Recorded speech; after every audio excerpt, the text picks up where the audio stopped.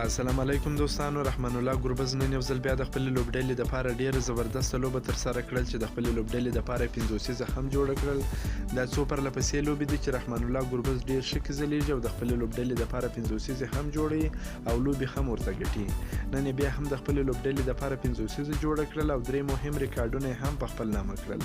ورسره په څنګ کې فضل حق فاروقي هم نن یو ریکارډ جوړ کړي. ګربز په نننۍ لوبه کې 9 شپېته رنزونه په 29 بالونو وکړل چې 6 شپږیزې او 15 څلوریزې په بیټینګ شامل دي. همدارنګه د روان ټي 10 لیګ د ډیرو رنزونو جوړولو سره هم د ځان لپاره لومړی مقام خپل کړ چې 310 منډې جوړې کړې دي. همدارنګه د زیات شپږیزو په وهلو سره هم لومړی مقام خپل کړ او په زیاتو 50 وهلو سره هم د ځان لپاره لومړی مقام خپل کړی دی. دا لوبه د ټیم ابدوبۍ او ډیلی بولز لوبډلو ترمنځ ترسره شول. ډیلی بولز لومړی توپخانه ترسره کړل. په ټاکل شوو 10 اورونو کې د 5 لوبغاړو په سوځېدو سره 115 منډې جوړې کړلې. رحمان الله ګربز 9 شپېته او رودرفورد 50 منډې جوړې کړې. د ټیم ابدوبۍ لخوا نوین الحق چې په 2 اورونو کې 38 منډې ورکړل، 1 وکټ یې ترلاسه کړل. نن ډېر زیات وټکول سو خو ټیم ابدوبۍ لوبډله ونه توانېدل چې یاد هدف ترلاسه کړي. په ټاکل شوو 10 اورونو کې 8 لوبغاړي وسوځېدل، صرف 80 منډې جوړې کړلې.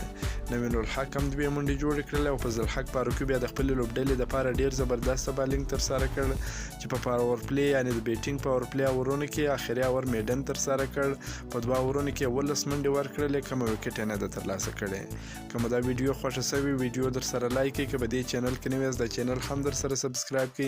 دا نور تازه معلوماتو لپاره هم زموږ سره اوسئ. تر بلې ویډیو پورې د الله په امان.